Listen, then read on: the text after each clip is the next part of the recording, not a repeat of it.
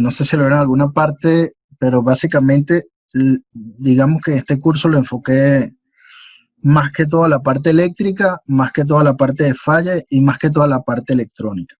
¿Por qué? Porque los procedimientos normales, hacer vacío, carga de refrigerante, soldadura, otras cosas, ya es como para otro curso. Este lo traté de enfocar mayormente en la parte inverter, pero sin embargo no tengo ningún problema de explicarle cualquier duda que tenga en relación a la carga o a lo que sea.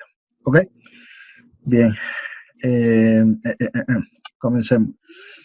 ¿Algún otro ingeniero por acá en el curso, eléctrico, mecánico, civil, lo que sea, no?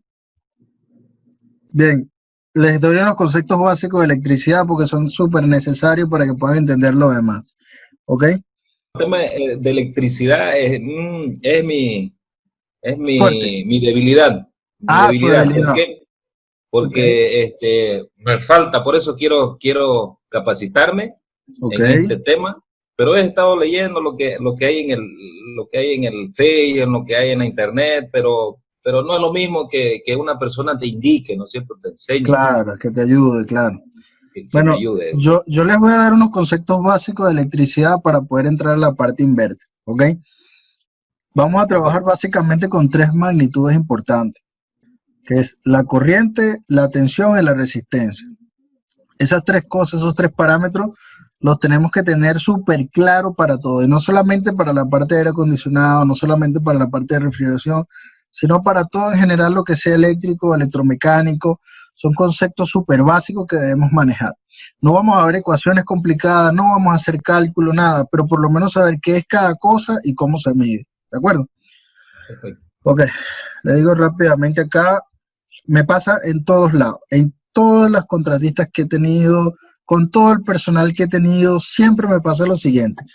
Las personas confunden a veces primero la corriente alterna con la directa y confunden voltaje con corriente. ¿Ok? Son cosas comunes a lo largo de mis años que he trabajado, siempre lo confundo. Es normal que un trabajador normal, un trabajador siempre te diga, agarra el positivo del tablero, agarra el negativo del tablero, y no es así. ¿Ok? En un tablero de potencia, de control, normalmente tenemos fase y neutro, a menos que tengamos un controlador que trabaje con 24 voltios en DC o 12 voltios en DC, pero ya eso es otra cosa. ¿Ok? Entonces, el primer parámetro que vamos a ver es la corriente. La corriente, si tienen papel y lápiz, sería muy bueno que lo anoten. De todas maneras, este video una vez concluyan el curso, yo les doy acceso a un portal para que ustedes para que lo vean. La corriente, señores, el primer parámetro, la corriente se mide en amperios. Y un amperio no es más que coulombios sobre segundo. Eso es algo así, para explicárselo de una manera muy sencilla. Esto es un conductor, ¿verdad? Esto negrito que va por acá, esta línea es un conductor, un cable, y esto un interruptor. Entonces, básicamente la corriente es la cantidad de electrones que pasan por un conductor por unidad de tiempo. En este caso, un coulombio es 6.24 por 10 a la 18 electrones, una cantidad que parece muy grande, ¿verdad? Por unidad de tiempo. Es decir, si un amper, cierta cantidad de amper recorre por unidad de tiempo este conductor, y yo de casualidad le pregunto a mi amigo, a ver, ¿cómo es que se llama? Se me olvida el nombre. Sí, Amigo, si yo de comience, caso, sí, fíjate que aquí están circulando los electrones, ¿no? Circulan. perfecto. Y si yo de Ajá. casualidad vengo y corto este interruptor, ¿habrá circulación de corriente? No, No es hay circulación de porque, corriente. sí, es como el agua, ¿no? Más o Es menos como el así. agua, exactamente. Entonces, oye, no se vayan a burlar de mí, pero yo dibujo malísimo, ¿no? Y aparte con el mouse peor todavía. Imagínense que esto es una pinza perimétrica, pero de esa china, Fluky no, una pinza perimétrica. Imagínense que esto es una pinza perimétrica. Y yo estoy midiendo acá. Si el interruptor está cerrado, hay circulación de corriente, yo puedo medir la corriente, ¿cierto? Pero si el interruptor abre, corto la corriente, ¿cuánto me irá a medir? ¿Qué cantidad en amper, cuánto me medirá? Si corto la corriente, ¿cuánto me mide? En amper, cero, ¿verdad? Porque no hay circulación de corriente. De manera, más adelante le explico cómo vamos a medir bien todo esto. Pero básicamente lo que quiero que sepan que el amperaje es la cantidad de electrones que circula por un conductor por unidad de tiempo, ¿de acuerdo? Y esos conductores no circulan solos, necesitan algo que los impulse de un punto a otro. De este punto, por ejemplo, el positivo y el negativo, necesitas algo que te lo impulse. Esa fuerza que te impulsa los electrones de un punto a otro se llama diferencia de potencial o fuerza electromotriz o tensión, y la unidad de medida es el voltio. La magnitud es tensión y la unidad de medida es el voltio. Imagínate, tú te imaginas que yo te diga, mide por favor el voltaje en un circuito. Y si yo te digo, mide la tensión de un circuito, y si yo te digo, mide la tensión de un circuito, tú me vas a decir, por ejemplo, ¿cuánto es la tensión en tu casa? ¿Qué tensión se maneja en tu casa? Para la iluminación, para el televisor, ¿qué tensión maneja? 120, 125 volts. 125 voltios, ¿ves? La magnitud es tensión y la unidad de medida es voltio, exactamente. Entonces el voltio básicamente es lo que impulsan las cargas de un punto, por ejemplo, en este dibujo, de un punto A un punto B.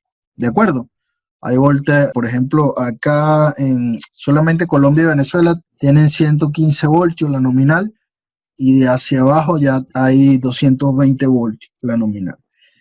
Y 50 Hz. En Venezuela y Colombia son 60 Hz, 115 voltios. Entonces México debe tener una frecuencia de 60 Hz, ¿verdad? Correcto, sí, okay. 60 Hz. Y hay 440 voltios en los motores, ¿verdad? Trifásicos. Sí, ¿cierto? Todo lo que es maquiladora es lo que se usa, 440. Okay. Nosotros como tenemos acá 60 Hz, 50 Hz, perdón, el voltaje trifásico es 380 voltios. Y bueno, conectas tus motores, triángulo, estrella, bueno, es otro tema, que lo podemos ver también en algún curso, alguna cosa. Tenemos por acá un pequeño dibujo sencillo. ¿Ah? Ahí vemos que la tensión, que es el azul, es el que impulsa la corriente, que viene siendo este que está acá, y la resistencia, que es la última magnitud que vamos a evaluar, es la oposición al paso de la corriente eléctrica, ¿ok? La resistencia es la oposición al paso de la corriente eléctrica. Entonces, la unidad de medida de la resistencia es el ohmio, ¿ok? Qué buen dibujo, ingeniero, con eso de ahí facilito lo voy a entender. No, mira, sin decirte ninguna mentira, yo he tenido estudiantes que son ya profesores también universitarios, yo les hago ese dibujito y nunca se olvida. Aparte, como yo dibujo malísimo, entonces no se les olvida. Muy bueno, muy bueno. Muchachos, les hago una consulta, a ver, les hago una pregunta. Si la resistencia, ¿verdad?, es la oposición al paso de la corriente eléctrica, ¿qué será lo opuesto a la resistencia? Lo opuesto a la resistencia, ¿qué será? A ver. Flujo, continuidad. No. Ajá, flujo, continuidad, más o menos, un sinónimo por ahí. A ver, ¿cómo se llamará la magnitud? A ver si alguno sabe. Si la resistencia, lo opuesto a la resistencia, ¿cuál es? A ver, la resistencia es la oposición al paso de la corriente eléctrica. Básicamente eso. A ver, si lo llevo a algo, a un sistema similar. Un material que es mal conductor de calor, de energía térmica, y hay buenos conductores de calor, ¿verdad? ¿Cómo se llaman los materiales que son buenos conductores? O sea, ¿cuál es la propiedad del metal o del material que son buenos conductores de electricidad? Son la conductividad. ¿Ok? Entonces, lo opuesto a la resistencia eléctrica es la conductividad eléctrica. No se les olvide, por favor. Si la resistencia la mide en ohmio, lo opuesto a la resistencia, ¿qué será? Es facilito. La unidad de medida se llama Siemens. Siemens por metro. Esa es la unidad de la conductividad. Como la empresa, la marca de la empresa Siemens. Así. ¿Preguntan? No, no se les olvide esos 3 parámetros. Bueno, es inevitable que hablemos de corriente, de voltaje y tensión. No hablemos de esta ecuación, que es la ley de Ohm, que básicamente te relaciona las 3 variables. ¿Ok? Hay muchas reglas memotécnicas por allí. Yo me lo aprendí así, V es igual a I por R. Si no se la saben, les aconsejo que vayan aprendiéndose por lo menos esta ecuación, que digamos que es la básica, para poder entender otras cosas. ¿De acuerdo? Yo sé que no les voy a poder, no vamos a ver electrónica súper complicada en este curso, aparte de una semana, pero por lo menos sí deben manejar algunos, aunque sea una fórmula, que es esta, V es igual a I por R, ¿ok? ¿De acuerdo? Como les decía, hay personas que confunden el voltaje alterno con el voltaje directo. Si yo le pregunto, a ver, a mi amigo de México, a ver, con tus palabras, como tú lo veas, ¿ves alguna diferencia entre esta gráfica y esta gráfica? Sí, amigo, sí hay diferencia. Sí hay diferencia. Ajá. ¿Cuál sería la diferencia? A ver, ¿qué ves de diferente? En la que muestras ahorita es lineal, que es la corriente directa, y la otra oscila en positivo y negativo con ondas senoidales. Es correcto. Ah, ya sabía entonces. Excelente. El voltaje se mantiene constante en el plano positivo, ¿eh? Obviamente, por ejemplo, una batería de un teléfono, de lo que sea, va a mantener este voltaje y luego con el tiempo tiende a cero, ¿ok? Pero básicamente se mantiene en el plano positivo. En este caso de la corriente alterna, por eso se llama alterna, porque tiene una onda sinusoidal, parte de acá, termina acá, esto se le llama un ciclo, medio ciclo positivo, medio ciclo negativo, y la cantidad de veces que se repite este ciclo por segundo es la frecuencia, que puede ser, por ejemplo, 60 Hz. ¿De acuerdo? En un equipo inverter vamos a tener corriente alterna y corriente directa. Pero en el equipo inverter, aparte de esos 2 tipos de corriente, vamos a tener una que se llama de onda cuadrada. Y les invito, vayan anotando cositas, porque son tips que deben de saber para poder entender un equipo inverter. Tenemos equipo inverter de onda cuadrada, es decir, que no es así, sino que es algo así. ¿De acuerdo? Entonces, tenemos por acá, te explico rápidamente esto. Como les digo, estos son conceptos básicos que tenemos que saber manejar para poder entender lo demás. Señores, ¿esto será en serio o será paralelo, este circuito? ¿Quién me lo dice rápidamente? Serie o paralelo, serie. ¿Y esto será bobina, resistencia? ¿Qué es este símbolo? ¿De casualidad lo saben? Bobina. Todo lo que es L, señores, bobina, ¿de acuerdo? Todo lo que es L, vayan aprendiéndose, es bobina. Les hago una consulta. ¿Ustedes creen que tengamos bobina en un equipo inverter? ¿Creen que tengamos bobina en un equipo inverter? Tenemos varias bobinas en un equipo inverter. Yo pienso que sí. Tenemos el motor varias. Creo que está cubierto con varias bobinas, ¿no es cierto? Sí, cierto. Un motor está hecho por bobinas. Pero no me refería a las bobinas del motor, sino bobinas aparte, especiales. Bobinas toroidales, ¿me entiendes? Filtros. Pero se lo explico en su momento. Pero tenemos bobinas. Y estos son un circuito en paralelo, también bobinas en paralelo. Diferencia entre esta y esta, aquí hay una caída de tensión en cada uno de estos circuitos, hay caída de tensión, pero aquí la tensión se mantiene constante en cada uno de estos puntos. Para que vaya, no sé si lo sabes, pero bueno, te lo digo por si acaso, cuando tenemos un arreglo de RAP de compresores, más o menos aplica el mismo principio que el arreglo en bombas, ¿no? En paralelo, serie paralelo, ¿te acuerdas de eso? ¿De casualidad? Sí. Hay una materia que se llama fenómeno de transporte, que uno lo ve en la universidad y entonces que era un poquito fastidioso, pero después uno lo ve en la realidad y lo aplica. Por ejemplo, nosotros en refrigeración tenemos compresores en RAP. Esos compresores en RAP van en paralelo. ¿Por qué? Y hago una similitud rápidamente. Los compresores en paralelo mantienen la presión constante, ¿de acuerdo? Y las bombas en paralelo, la presión será en paralelo, la presión es Ok, bueno, nosotros aquí en paralelo, la tensión, o sea, el voltaje aquí, estos voltajes son constantes porque estamos en paralelo. En cambio, acá las corrientes, aquí viene una corriente, aquí viene otra corriente, aquí otra corriente, las corrientes se dividen, ¿de acuerdo? Imagínate que esto fuese una tubería de agua. Y si tú le pones aquí una Y a la tubería de agua, ¿qué va a pasar con el agua? Se va a dividir, ¿cierto? Se va a distribuir, exactamente. Sí. Igualmente pasa con la corriente.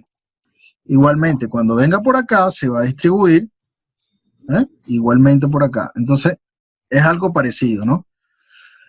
Mi amigo de México, que tiene voltaje 110 en su país, en Bolivia hay 220 o 110. No te escucho porque tienes el micrófono apagado. Perdón, tengo 220 en mi ciudad, 220. Es 220.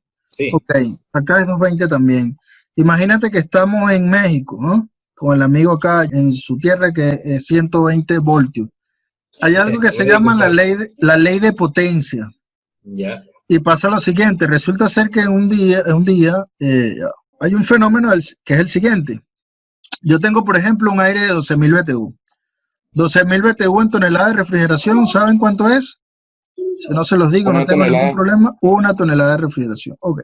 Tengo 12.000 BTU, tengo dos equipos de 12.000 BTU, pero uno le instalo, tengo dos equipos de 12.000 BTU, uno le instalo en México, que la tensión es 120, y el otro le instalo en Bolivia, que la tensión es 220. Oye, estoy escribiendo con el mouse y los números me salen, pero feísimo. La tensión es 220. ¿Dónde habrá más consumo de energía?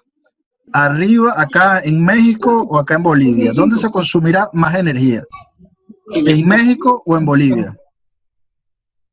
En México.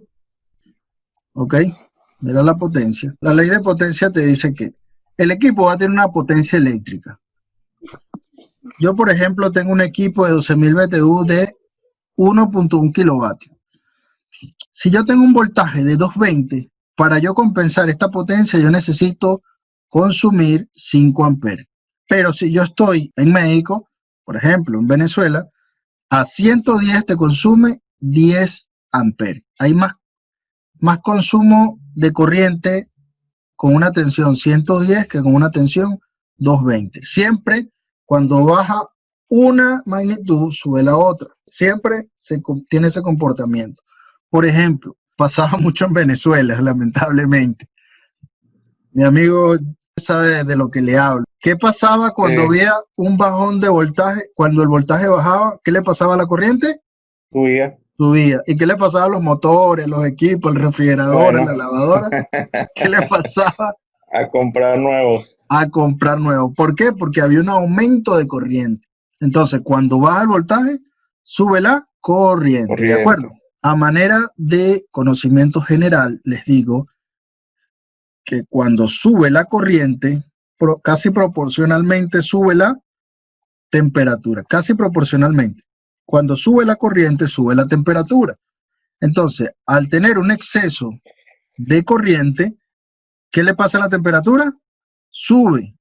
Y entonces te produce recalentamiento en las bobinas del compresor, en las bobinas de los motores, en los conductores, en las placas. ¿De acuerdo? Entonces te puede quemar, por ejemplo, una tarjeta electrónica de un aire acondicionado. Normalmente lleva un fusible de 2.5 en la tarjeta principal, en la del evaporador, por ejemplo. Y en los equipos inverter, los más nuevos ya llevan 3 fusibles en la tarjeta de la condensadora. Uno principal, uno para normalmente tienes uno para la fuente, uno para el ventilador del condensador y algunas tarjetas tienen una para el circuito de comunicación. Es decir, cuando sube la corriente, sube la temperatura. No se te olvida, mi amigo, cuando sube la corriente, sube la temperatura. Eso hay esta primera clase, como les digo, igualmente siempre en el curso Inverter tengo que dar estos conceptos básicos para que puedan entender lo demás. Resulta ser que en los motores normales de corriente alterna, normales, ya sea arranque con capacitor o arranque directo para motores trifásicos o un arranque par winding para motores par winding, lleva siempre una cuestión acá que es el pico de arranque, el pico de corriente. al momento de la arrancada. También, mi amigo, disculpa que tú eres el único venezolano acá y tengo que hacer esta relación. ¿Te acuerdas cuando uno prendía el aire acondicionado en la casa? ¿Qué le pasaba a la luz? Sí, fallaba, se parpadeaba. Bajaba un poquito, ¿qué? La intensidad luminosa, ¿verdad? Sí, Sí, ¿por qué? Porque el momento de que el compresor arrancaba, el consumo de corriente, ¿qué iba a pasar? Iba a en aumentar. aumento. Aproximadamente, ojo, no es una constante, pero prácticamente una constante. Igual esto hay que calcularlo para equipos de refrigeración a 220 más o menos. El LRA es 5 veces la corriente de arranque es 5 veces la corriente de trabajo. Por ejemplo, a ver quién me lo dice. ¿Saben de casualidad cuánto es la corriente de arranque o cuánto es la corriente nominal de un aire de 12.000 BTU? Muy sencillo. Corriente nominal de un aire de 12.000 BTU. Si no se la saben, no importa, yo se lo digo. ¿Saben? ¿Alguno? Mi amigo de México. A ver. ¿Alguno? ¿El amperaje de un aire de 12.000 preguntaste? Ajá, más o menos lo saben. Son 4.5 amperes, si no me equivoco. Por ahí va. Okay. Más o menos entre 4.5 y unos 6 amperes. Más o menos. Eso es con 220. ¿Ok? Con 220. Vamos a suponer que sea 6 amperes. Es decir, RLA, la corriente de trabajo, la corriente nominal, es 6 amperes. ¿Cuánto sería entonces la corriente de arranque? 30. 30 amperes, exactamente. Bueno, 30 amperes si lo ves, quizás no sea tanto, pero vamos a suponer un equipo de 5 toneladas. Un equipo de 5 toneladas, la corriente nominal, ¿cuánto es más o menos? Corriente nominal de un equipo de 5 toneladas, para que tengan la relación, los aires acondicionados consumen aproximadamente 6 amperes por tonelada, ¿no? Es como una referencia. 6 amperes por tonelada. Ingeniero, una consultita. Dígame. Acá en Bolivia nosotros manejamos BTUs y he visto en Argentina, en otros países hablan en toneladas, hablan en kilowatts, ¿no es cierto? Y casi no lo conozco en esos puntos. No te preocupes, te lo voy a dejar aquí anotado para que más o menos lo vean. 12.000 BTU. Sí. Ok, ¿le falta algo a esto? ¿BTU qué? Hora. BTU hora, correcto. BTU hora, exacto. Ok, es 1 tonelada de refrigeración. Es decir, que por cada tonelada, o sea, por cada 12.000 BTU consume aproximadamente 6 amperes. Un equipo de 5 toneladas entonces consumirá unos 30 amperes. ¿Ok?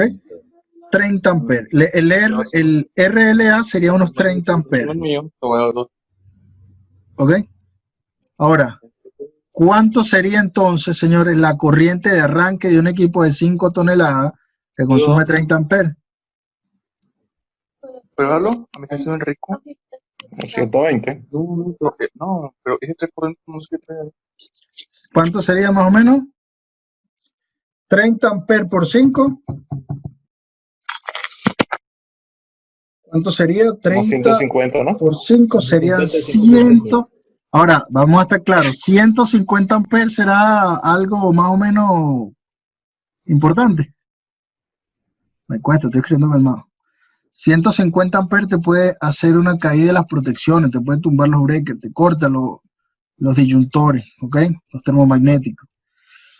Si, por ejemplo, ustedes que trabajan en mantenimiento también, el capacitor del compresor, que es el que le da un impulso también para el arranque, se avería, ¿qué pasa con la corriente de arranque? Se quedaría el equipo intenta arrancar y se queda conectado a los 150 amperes durante 1 o 2 segundos. En ese 1, 2 segundos, 3 segundos, se caen las protecciones, ¿ok? Entonces, este pico de arranque afecta en el consumo final de la factura del mes.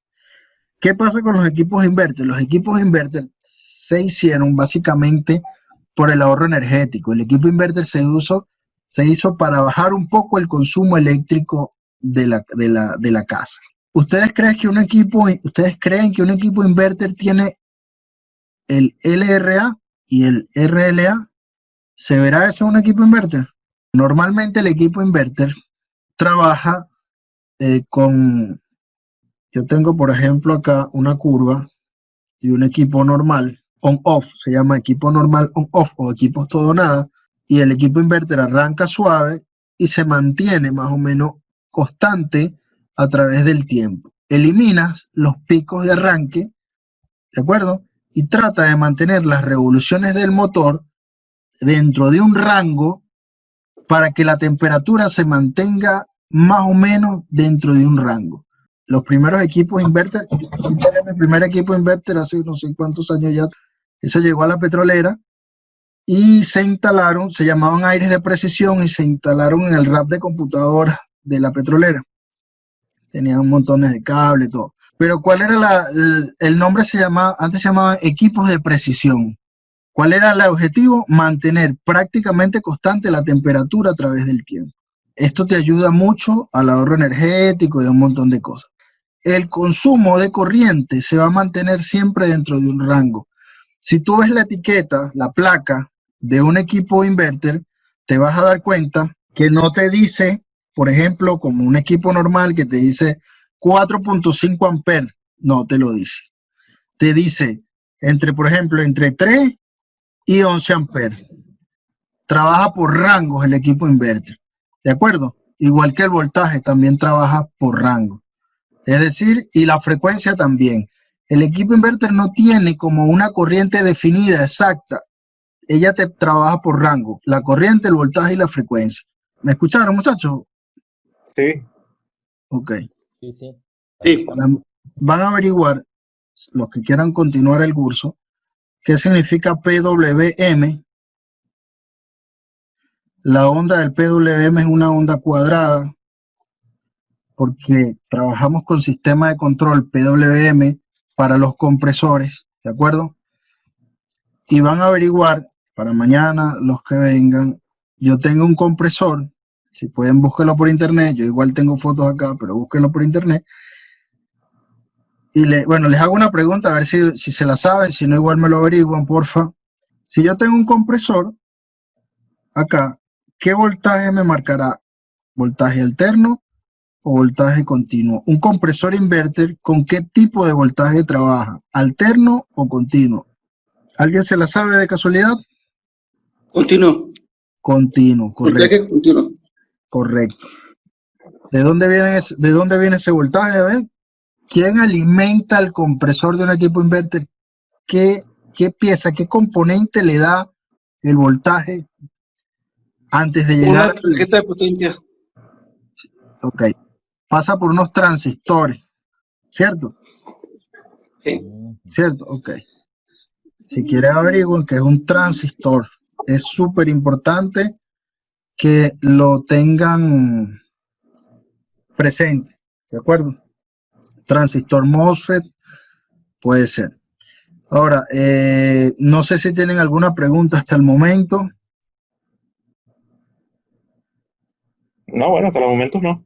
Hasta los momentos no. Bien. Vamos bueno, le explico rápidamente cómo es la parte de medición y concluimos por hoy. ¿Cuáles son los 3 parámetros que vamos a medir, señores? ¿Cómo se llaman los 3 parámetros que les dije? Voltaje, ampeaje, Voltaje, resistencia. amperaje y resistencia, correcto. El voltaje es una unidad de medida de una magnitud, ¿cierto? ¿La magnitud Sí. cómo se llama? Voltios. Tensión. La tensión Ok. se mide en voltios. Ok. Yo por acá puse un pequeño multímetro texto. Súper buena esta marca. El que pueda comprar esta marca se la recomiendo. Excelente. Es cara, pero es buena. Y bueno, aquí una pinza un poco más económica. Yo particularmente para aires acondicionados y todo, refrigeración, todo, utilizo pinza perimétrica y utilizo multímetro solamente cuando voy a reparar tarjetas electrónicas o algo que toca reparar, porque a veces lo que se le daña a la placa es un simple varistor, un fusible, un transistor, una resistencia, un diodo, y entonces uno con un cautén, un pedacito de estaño, uno simplemente resuelve el problema y cobras por eso. Entonces, obviamente hay pinzas perimétricas que puedes usar sin necesidad de comprar un multímetro, que que traen para medir capacitores y todo aquello. 3 magnitudes. Número 1, la resistencia se mide en ohm, como les había dicho anteriormente, y criterio de medición: no puede estar conectado al equipo, no puede tener tensión, el equipo no puede tener tensión. Segundo, el amperaje se mide en serie, pero solamente cuando tenemos un multímetro, ¿ok? No es que tenemos que llegar, cortar el conductor, la línea de potencia, no. Nosotros podemos utilizar una pinza amperimétrica, ya les digo cómo, y el voltaje se mide en paralelo. El voltaje en paralelo, la corriente en serie y la resistencia sin tener el equipo energizado. Les pregunto algo: para medir el amperaje, ¿el equipo tiene que estar prendido o apagado?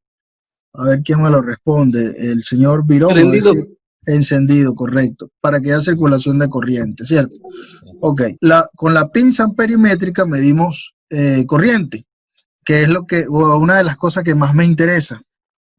Recuérdense que en un equipo inverter, y aquí es donde vienen las cosas que hay que pensar un poquito, yo en un equipo de aire acondicionado normal, a ver si se la saben, yo en un equipo de aire acondicionado normal, sigo con el equipo de 12.000 BTU, me dijeron que el equipo de 12.000 BTU consume 6 amperes aproximadamente, ¿no? Si yo tengo un equipo de 12.000 BTU que en la placa me dice que mide 6 amperes y yo cuando mido me marca 3 amperes, automáticamente ya yo digo, ¿cuál es la falla? La falla sería, señores, ¿cuál sería la falla? Falta de gas, correcto. Ok, y si yo llego a un equipo inverter y me da un rango entre 3 y 11, y tú mides y te marca 5, tú no puedes decir que al equipo le falta gas, ¿verdad que no? Así es. No puedes decirlo porque no sabes cómo está trabajando en ese momento el compresor, cuál es la orden del compresor. Para la persona que me preguntó cómo se cargaba el equipo, ¿quién fue que me preguntó cuando iniciamos la clase de hoy? ¿Quién me preguntó? Yo. Ok. El equipo inverter tiene el más básico, tiene aproximadamente 5 sensores. Y en el evaporador tiene 2 sensores, tiene el sensor de congelamiento y el sensor de ambiente. ¿Qué hacemos normalmente? Nosotros engañamos al sensor de ambiente, lo colocamos en un agua tibia de unos 30 grados para que el compresor trabaje a su máxima expresión, a su máxima carga. Agarras el sensor, lo metes en un poquitico de agua caliente y engañas al sistema. Metes el sensor con un poquitico de agua, engañas al sistema. Y ahí puedes cargar el compresor a su máxima carga, en el cual te debería marcar unos 11 amperes. Y como es 410, ¿cuánto es la presión de baja por el 410? Para aire acondicionado, a ver. Presión 120. de baja para el 410, ¿cuánto? 110, 120. Ok. ¿De dónde sale ese valor? ¿De dónde sale ese valor? Esto es diseño, señores. ¿De dónde sale este valor? A ver, si alguien se lo sabe. Este valor sale de las tablas presión-temperatura. ¿Cómo? No importa si se equivocan, muchachos, digan cualquier cosa. Tabla de presiones, ¿no? En la tabla de presiones dice que el aire 410 utiliza entre 110 y 120 PSI, y un R22 utiliza de 60 a 50, o sea, es bien. Eso dicen las tablas de presiones. Ok, las tablas de presiones, está bien, díganme lo que ustedes más o menos crean, no importa si se equivocan, es mejor que me lo digan ahorita. Y yo se los aclaro sin ningún problema, ¿no? Mire, la cuestión es así. Las tablas directamente no te va a decir, por ejemplo, es 410, trabaja con 115, no es así. ¿Qué pasa? Tenemos unas tablas presión-temperatura, ¿verdad? Estos 115 PSI están relacionados a una temperatura. ¿Esa temperatura cuánto es? Aproximadamente 1 grado centígrado. Entonces, para tú saber la presión de baja de un refrigerante, y si tú no sabes cuánto es la presión de baja de un refrigerante, tú te vas a las tablas presión-temperatura y buscas 1 grado centígrado. Y a ese grado centígrado corresponde a esta presión, 115. Y a este grado centígrado corresponde a esta presión, 60 PSI. No se les olvide, muchachones, a 1 grado centígrado buscan la presión que corresponde. No es que el fabricante decidió dejarlo a 115 o a 200 o a 300, no. Es que a 115 corresponde a 1 grado, y 1 grado es la temperatura de diseño. Y les digo, mira, y ha sido importante esto que les voy a decir para todo el mundo, inclusive a mí me ha funcionado mucho. Recuérdense que siempre los sistemas de refrigeración, climatización y todo se diseñan en base a temperatura. Si yo tengo un aire acondicionado a 20 grados, sea el gas que sea, cualquiera, R22, 407C, 410, lo que sea, debe estar a 20 grados. Ahora, a 20 grados, la presión del 410 a 20 grados no es la misma presión que el R22 a 20 grados, no es la misma presión que el 407. Entonces, pero lo que sí es constante, lo que sí va a ser determinante va a ser la temperatura. Entonces, si ustedes van a regular un aire acondicionado, por ejemplo, no sé, cualquier equipo, lo que sea, y esto me ha salvado en más de una ocasión. Ojo, esto no sale en los libros, esto es experiencia de campo. Me ha salvado más de una ocasión. Cuando me tocaba regular equipos grandes, no es igual regular un equipo de 100 toneladas, 50, que un equipo de 12.000.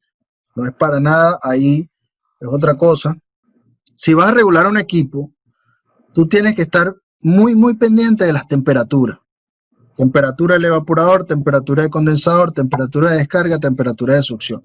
Por ejemplo, estoy regulando un equipo y quizás no tengo 115, tengo 130, 120, pero algo determinante para yo decir ya el equipo está regulado es la temperatura.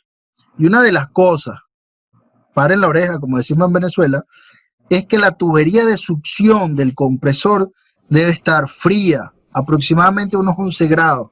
Obviamente, yo puedo medir recalentamiento y todo lo que ustedes quieran, pero vamos a estar claros, no todos podemos o tenemos las herramientas para medir el recalentamiento. Experiencia de campo, siempre que regulen un equipo, toquen la tubería de succión, tiene que estar fría, aproximadamente unos 11 grados. Y debe por lo menos tener un poquito de condensación, no hielo, no escarcha, pero sí debe estar un poquito húmeda. Debe estar un poquito húmeda y uno dice, oye, ya aquí está en el punto, tiene buena presión, se van al evaporador. ¿Qué temperatura debe tener un aire acondicionado en el evaporador? En el evaporador, ¿cuánto sería aproximadamente? ¿Quién me la dice? 12 grados, he escuchado yo. No sé si sea correcto. Exacto, unos 10, 12 grados, exactamente, por ahí. Va, si tienen para medir, porque vamos a estar claros, no todos tenemos. Mira, yo vengo de Venezuela y nos tocó trabajar con las uñas porque un termómetro era súper caro, un manómetro súper caro. Me tocó trabajar con manómetro chino, igual que muchos de mis compatriotas, así que después que uno va comprando cosas más caras, pero al principio mentira, no tienes para medir temperatura, pero por lo menos tú tienes que saber que en el retorno la tubería tiene que estar fría y a la vista debe estar húmeda la tubería, para tú, en conjunto con la temperatura, con la presión que estás midiendo con tu manómetro, ¿ok? Que te marque, por ejemplo, los 60 PSI, 65, 62, ya tú dices, oye, el equipo está bien regulado. Bueno, muchachos, esto ha sido todo por hoy. ¿Me pudieras decir amigo, qué te ha parecido? Dígame. Perdón, me quedé con una duda, no sé si me puedes aclarar antes de terminar. Sí, con respecto a la carga de gas, me tocó cargar precisamente ahorita un equipo, pero decía corriente nominal 6.5, era todo lo que decía, no me manejaba un rango mayor, menor, solo pero decía corriente nominal 6.5. Pero era inverter. Era un inverter, sí. Sí, era un inverter. ¿A qué se habrá debido eso? Si tuve mis dudas al momento de cargarlo. 100% seguro, 100% seguro que era un inverter. Sí, 100%. Bueno, decía ahí inverter y sí se escuchaba el sonido del compresor, que era un inverter. Y igual miré los amperajes, cómo fue variando desde 1 amper hasta llegar hasta los 6.5 que decía el equipo. Pero eso fue cuando lo fuiste cargando. Te voy a mostrar. Ya. Ok, ¿en qué corriente lo dejaste? En 6.6, 6.7 más o menos. Ok, ¿y cómo estaba el retorno? Estoy buscando una imagen acá, no lo consigo. ¿Cómo estaba el retorno? Sí, se quedó muy fría y sudado. Igual yo estuve checando con el pirómetro, el evaporador, la salida del evaporador, el flujo. Puse la pistolita y sí me dio unos 12 grados y ahí fue cuando dejé de cargar. Así tomé la decisión. Perfecto, entonces déjalo así. Por ejemplo, este compresor te marca 4.9 amperes fijo, ¿verdad? Importante que veas la placa de afuera también. Este es mi número, porfa, si me quieren escribir o algo. 937-718196.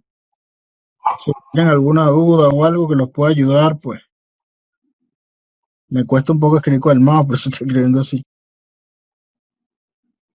Mi amigo de Bolivia. Sí, aquí estoy. ¿Tendrás alguna pregunta? Sí. Mire, las preguntas son muchas que tengo que sí. presentarme bien, porque verdaderamente aquí en la ciudad donde vivo, más utilizamos los aire acondicionados convencionales, los normales, okay, ¿no es cierto? Y recién okay, están entrando al mercado, a la ciudad, y estoy tratando de capacitarme. Ok, les dejo, antes de acabar la clase, una última, aquí una pequeña sugerencia. Cuando yo voy a medir la corriente, normalmente agarro un cable o agarro los dos cables. Uno. ¿Y por qué no agarro los dos? ¿Por qué no se agarran los dos? No te da. Este es el campo magnético, ¿no? ¿Cuánto marca? 0. Marca 0, ¿eh? ¿Por qué marca 0? Que se neutraliza la corriente. Exacto, se anulan los campos magnéticos, correcto. Un campo magnético va así y el otro viene así. Los campos magnéticos son campos de fuerza que van alrededor del conductor y que son proporcionales a la corriente. Lo que quiere decir que lo que realmente mide la pinza amperimétrica son los campos magnéticos, que son directamente proporcional a la corriente, ¿de acuerdo? Siempre agarren un cable, nunca agarren los dos cables, ni los tres, por supuesto. Bueno, muchachones, les doy las gracias por haber participado en la clase de hoy. Me gustó mucho haberlos tenido. Siempre es un placer enseñarles a muchas personas y como les dije al principio, tengo años en esto y bueno, la persona que quiera aprender, pues bienvenida. Espero verlos pronto. Tenemos otros cursos también y cualquier duda, cualquier cosa, le preguntan a mi esposa, ella los atiende y le da la información que necesiten, ¿oyeron? Gracias. Okay. Muchas gracias. No aparece WhatsApp en su número. Okay. Voy. Más 56 937 718196.